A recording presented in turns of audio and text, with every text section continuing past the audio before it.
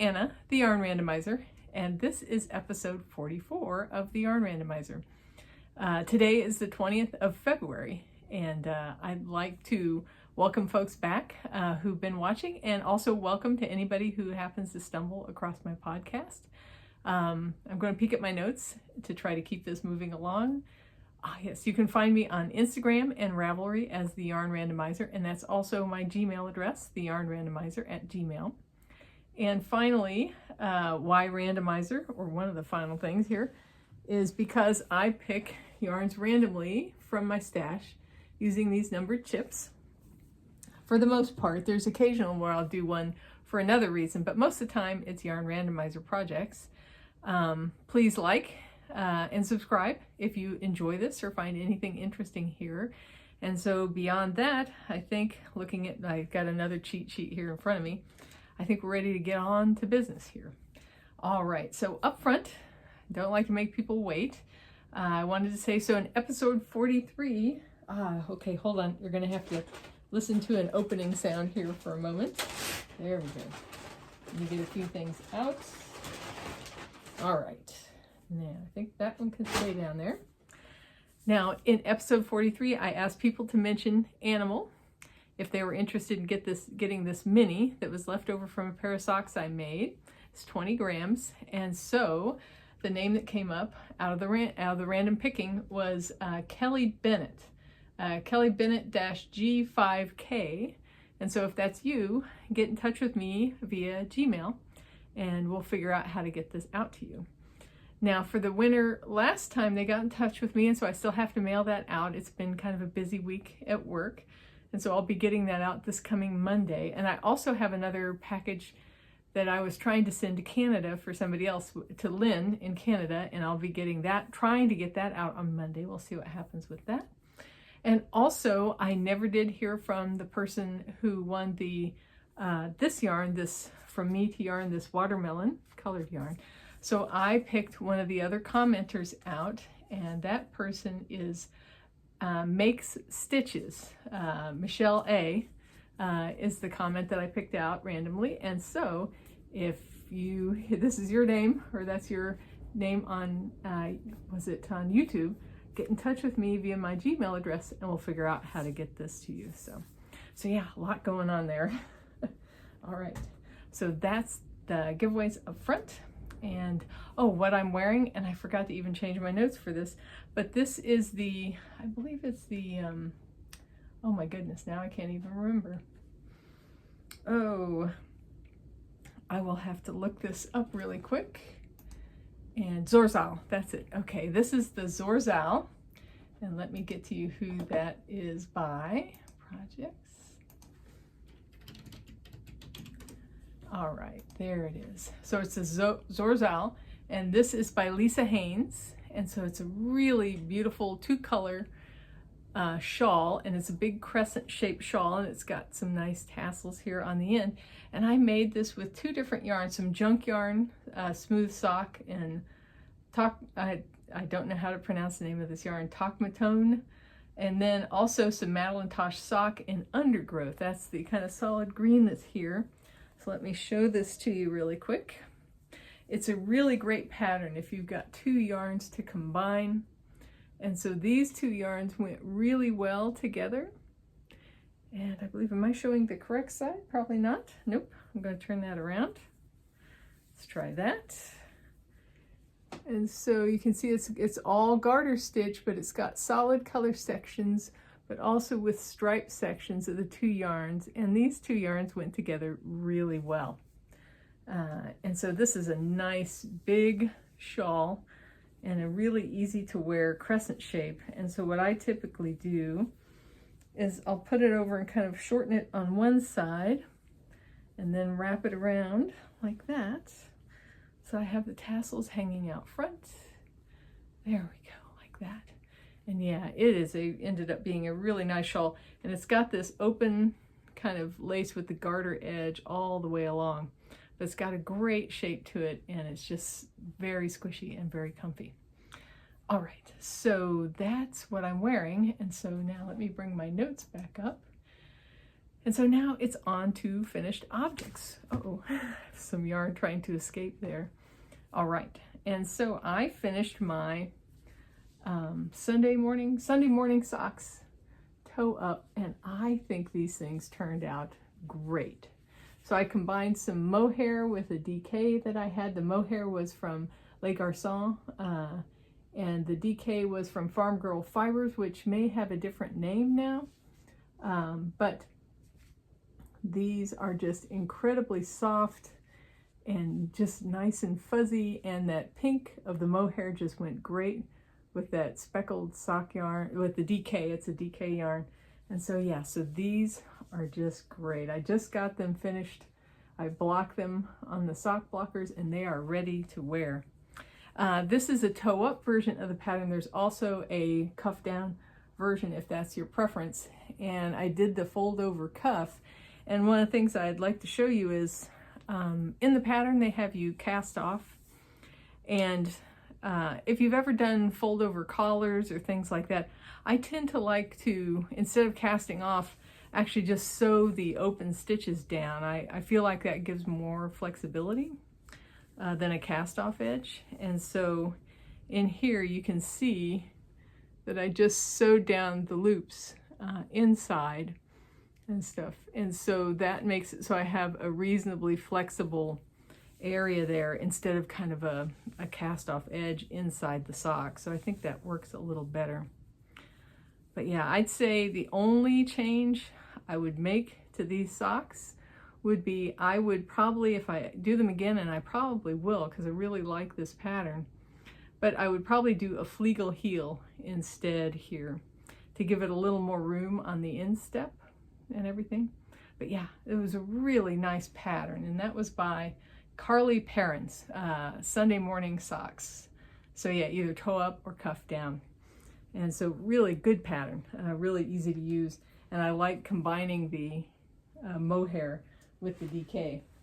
Let's set that down there. Okay. Next is, let's see. So that's my only finished object for this week. So next is works in progress. So one of the first things to talk about is my ongoing saga with my cobblestone sweater. So I wanted to show, as I've been thinking about this and also reading folks' suggestions.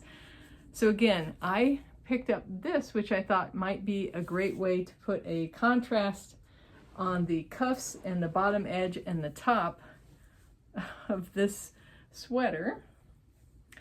So let me bring up a cuff so I can show that. So the idea would be, and as I thought about it, the way I would approach this is I would knit the cuff normally and then graft it together on here, take off this cuff here. And so I had talked about doing it with this dark gray, this kind of elephant color from the same yarn dyer here.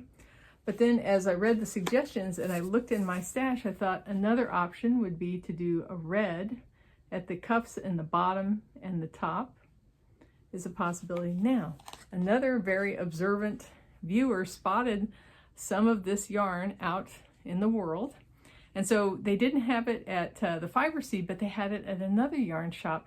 Now this is the DK version of this same yarn. And so one of the things I may experiment with is actually up here at this top end, since I am so close to, kind of coming close to the collar up here, is maybe just switching over to that DK using a slightly smaller needle and working the rest of it in that DK. So that might be a crazy idea, but I think it might be worth trying, and I think that might work out as well. So any thoughts you have on that, on whether to try one of these contrasting colors or one of the original color but in a slightly lighter weight? We'll see. I'll be interested to hear your ideas, but in the meantime, this is still going to sit and kind of wait in the naughty corner until I experiment a little with knitting different swatches or decide to take the plunge and see if the DK would work out. So that's where that stands. Now, the next thing I'm working on, and that cobblestone pattern is a Jared Flood pattern, and the yarn I'm using is the Fiber Seed, their worsted weight, Sprout worsted, in the colorway One Foggy Christmas Eve. So now the next item is the Felix cardigan by Amy Christophers. So let me rearrange things here a little bit. So I made some good progress this week. So I got down that far this past 2 weeks. I am recording this a couple of days early because I am headed out to a fiber retreat this weekend. But this, I'm going to work this down to 11 inches from here and do 2 inches of ribbing. And so do that and then get around to the sleeves. But yeah, this has got a great color to it. I've tried it on a few times and I like the way that it's fitting. And those details, the lace detail for the raglan lines in there really turned out nice.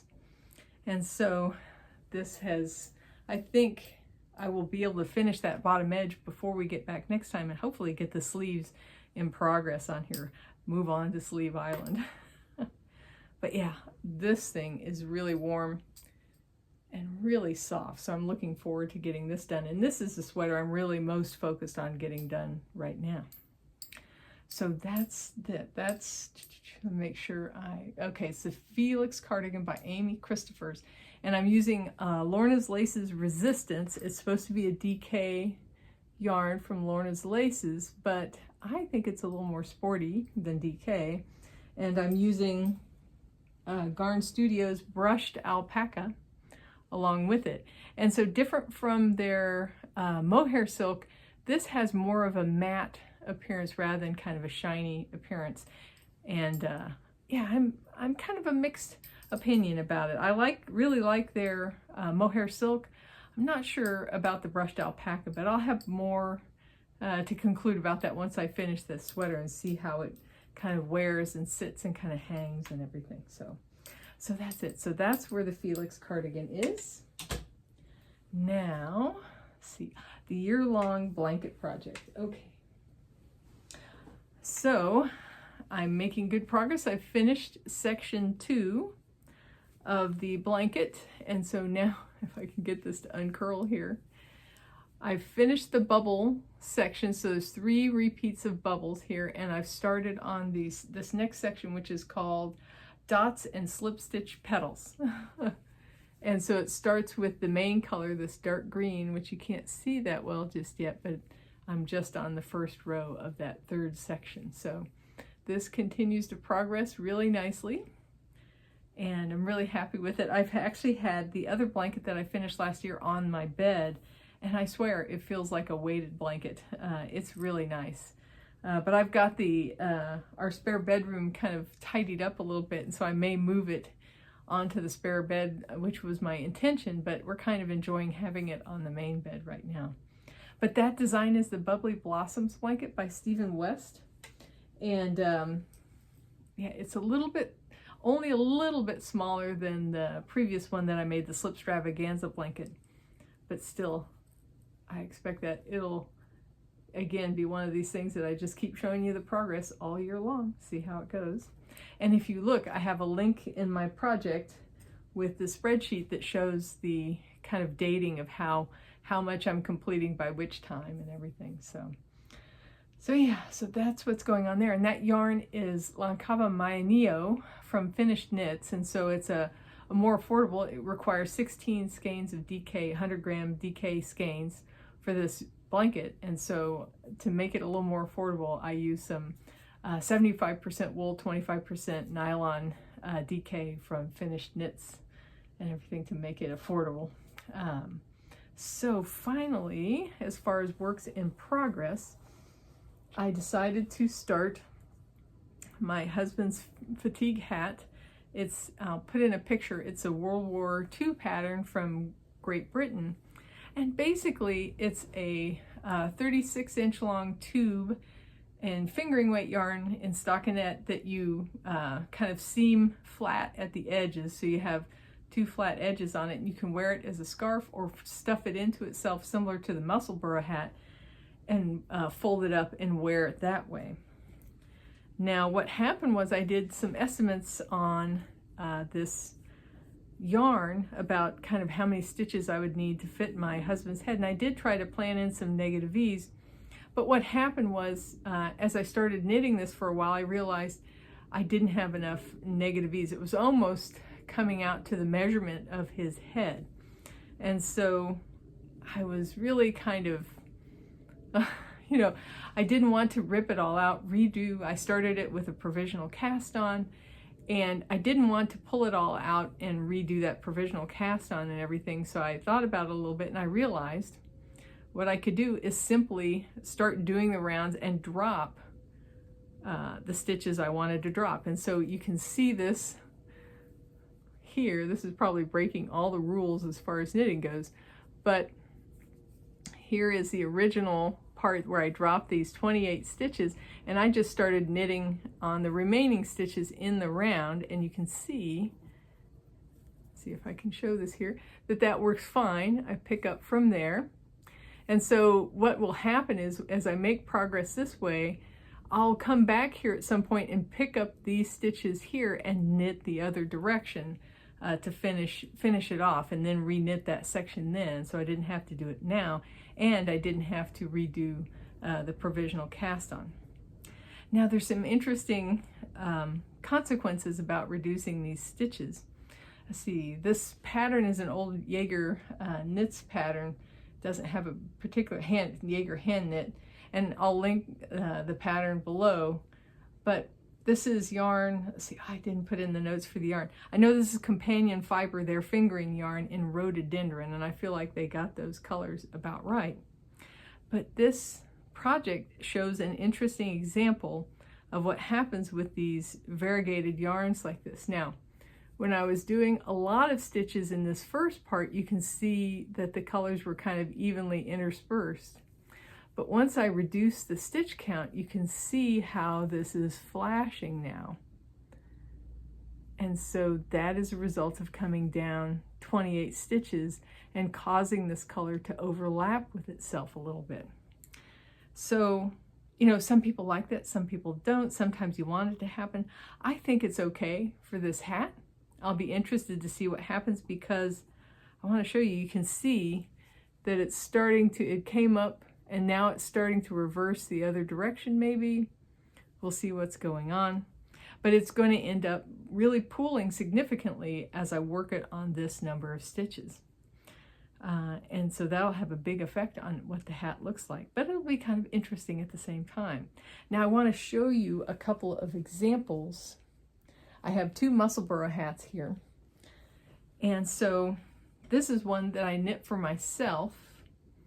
And this was another variegated yarn where it had like a pop of color on it. And what was interesting about it was that variegation ended up forming stripes in this hat on the main section. But you can see how as you're reducing or increasing the stitches, you get this move where it kind of reverses, and some other shifts as you work up to the top. You get some more unusual things happening with the color going over itself back and forth as you're reducing the stitches.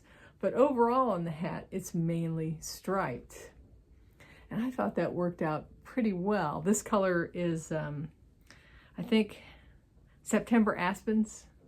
And I'll link where this yarn came from below. But I really like this Musselburgh, how it came out and how these colors came together. Now, another one that kind of flashed in a different way was this Musselburgh I originally made for my husband. It ended up being too big. Somehow I keep overestimating the size of his head. But this was yarn that really flashed in an unusual way. And so there were two colors, as you can see in the top, there's a red and a blue, but they ended up stacking on each other, these red and blue sections, and leaving the white section on itself. And it ended up giving the hat more of a purple color instead of this kind of red, white, and blue color that was up here. And so this is one where you kind of lose kind of maybe a little bit of what you were going for with the way these colors stacked. Now I'll be ripping this out and using it for something else. But yeah, it's an interesting effect what can end up happening depending, and this will could change completely depending on the number of stitches on here. Now, one final example I wanted to show, and this is a little cowl that I made, and this is deliberate color stacking here.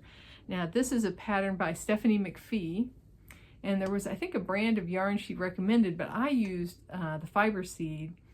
And in her pattern originally, they wanted 3 stacks of color. In mine, I did just 2 because I wanted it to be a little closer fitting. And so again, I'll have information and a link for this below. But this is where you end up stacking the different colors deliberately, and how the pattern describes in detail kind of how to go about this. And so I really like how this turned out. And this is another sprout worsted yarn from the fiber seed. I'm trying to remember what the main color was called, but the wenge was the contrast I-cord edges on this. But all that information will be in the project. So it's interesting what can happen with variegated yarns and kind of the back and forth that can happen with the colors, and a lot depending on the stitch count. And shifting the stitch count can make a big difference. Where you start can make a big difference. Just a whole variety of things at play that are worth experimenting with and stuff. So that's it. That's the fatigue cap. Oh, excuse me, I got an itchy. I think it's the mohair or the brushed alpaca that's giving me an itchy nose. So I wanted to say I've completely failed at weaving in ends as far as that. So my whips are done, and this is one of my supposed to be daily tasks of weaving in ends on this really beautiful shawl. And I just have to get to it. So I am about to head out tomorrow morning on a knitting retreat, and I am going to take this with me and dedicate some time to getting this done. I'd wanted to get it done by the end of February, so I'm still going to try to do that. So I will see how that works out next time. But yeah, lots. I still am not enjoying weaving in the ends on this project. All right, and then we're down to, let's see, the Yarn Randomizer pick number 5 for 2025. And so Yarn Randomizer pick number 5 is this yarn from Madelinetosh. I don't know if they make this anymore or not, but this one's called Home. It's their bulky weight, and it is 100% superwash merino and 110 yards. And you know, it seems like a natural to make a hat. I tend not to buy much in the way of bulky yarns anymore. I tend to prefer knitting from the fingering to kind of DK weight and worsted. But once you start getting up beyond Aran, it gets, I just don't enjoy knitting with bulky yarn quite as much, even though those generally are nice fast knits. So the question is what to do with this. Now, this, again, we're talking about the problem of variegated yarns. I looked at a few things that were knit out of this yarn in this weight and how they looked, and basically you get a sprinkling of the two, this white with the sprinkles in it and the black kind of coming together, but not in a particularly distinctive way. And so I thought about it for a while, looked at a variety of patterns on Ravelry and just wasn't sure what to do with this. And then I remembered back to a knit hat that I had, and this would be a long time ago, patterns from 1987, so that lets you know how old the pattern is. And I had made it at that time, sometime in that time frame, probably the late 80s, early 90s, and I've long lost hat. It's been gone for a long time, but I thought I might want to see what it does, because it's a hat that's knit with short rows all around, and then you Kitchener it together, and then pick up stitches and knit a little bottom edge to it. So I thought that'd be really interesting, and so let me show you where that hat comes from. And so that's from this book called Homespun Hand Knit. And I'll link it on Ravelry. They have the book as a source, and it's got a good number of patterns in it. And it's actually made to target homespun, hand-spun yarn. But I wanted to give a try to this pattern again. And this is this pillbox hat. Let's see if I can, there we go. And I'll put in a picture of somebody's project on Ravelry that looks pretty good. There's only five projects on Ravelry with this hat. But it's bulky weight, and I think there's this possibility, since you're making wedges, short row wedges as you work your way around the top of the hat, that there's a chance for these colors to really stand out individually. You'll have black wedges, and you'll have these wedges with this white with the speckles, and I think that might have an interesting effect on that hat, but we'll see. So yeah, and I'll link, there are used versions of this available out there, but not any new ones. There's a lot of nice patterns in here. I'm trying to think if there's another one that might be worth showing. And again, it's focused on accessories. There's hats and, see, like for example, that nice kind of textured hat and gloves. And so I have only knit this one hat out of this. There's a couple of nice tams. But yeah, it was a nice book, and I should probably try more patterns from here. It makes me think of the Fiber Hustle and their knit from a book knit along that they're having. So this will count. So I'll do this. When I finish this, I'll definitely tag it for that knit along. Let's see. So I thought I heard a noise, so I paused for a moment there. Okay, so so the only acquisition was actually this fiber seed in the One Foggy Christmas Eve in DK. So we'll see what happens with this. And so finally, there is another giveaway. I got another skein of yarn to kind of get out there, and it's another Yarnable yarn. And this is Laugh S'more, Worry Less in their DK weight. And so it's really got some neat, it's a kind of a light tan or light beige base, and it's got some nice kind of different browns in there, and maybe just a little bit of pink, kind of a warm pink color there every so often. So if you are interested in this yarn to help me balance out my stash and get rid of some yarn that I'm not getting to, write s'mores in your comment about this yarn. So yeah. So this is another relatively short episode, actually. I still need to record a how to shop on Ravelry video. Again, it's been a little busy over the past few weeks. Work has had some extra stuff to do and everything, so I should have some more free time going forward. We are taking a trip also to the UK in mid-March for the Knit and Ramble out there. And so that's going to have me a little occupied as well. I'm still working out some details on that trip, but our flights are all set and everything. And so looking forward to that as well. I love the combination of knitting and hiking.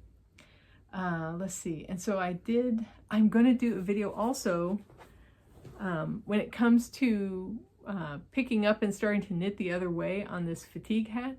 I will definitely record that. So I'll talk about how I just drop stitches and how I'll pick this back up and knit the other way and how that works out. So I'll put that into my fixing my knits when I get to that point. And I think I'll do that once I finish up using the first skein of yarn. I'll come back and straighten out this other end of it and make a little video about how to do that. I still keep thinking about my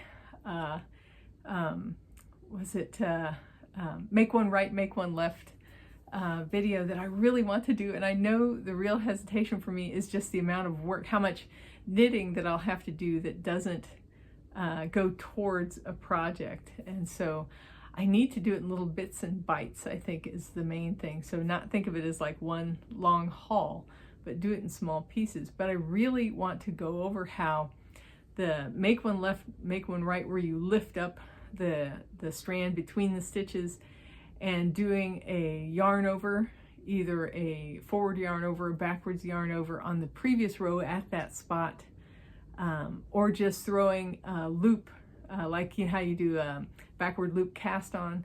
All of those are basically the same increase. It's just a matter of the amount of slack you have to pick up.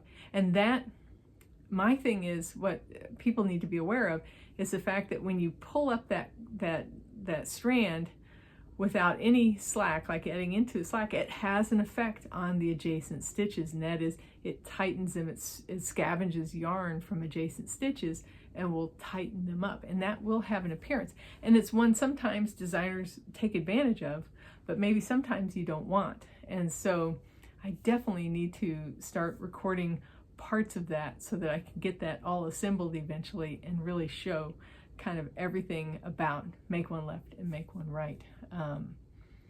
But yeah, I think other than that, it's been cold here. We had single digits, I think, at night, and only in the teens during the day, past few days. I think it's, yeah, it's a balmy 19 right now here in the afternoon. But I think it's going to be warming up a little more soon, but it makes it great wearing the knits. So other than that, I hope you're experiencing kindness and giving kindness in return, and you're taking good care of yourself. And also, I really hope you're enjoying your knits.